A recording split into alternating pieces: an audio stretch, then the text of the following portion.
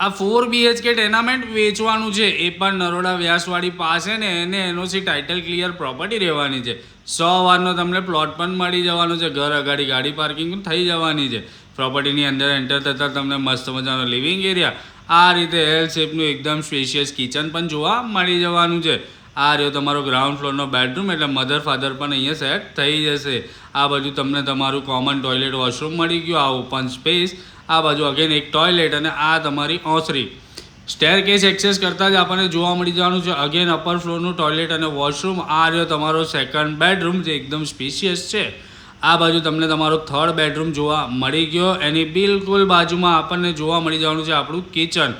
Property તમે ભાડે પણ આપશો તો મસ્ત ભાડું મળી રહેવાનું છે. આ રહ્યો તમારો ફોર્થ બેડરૂમ.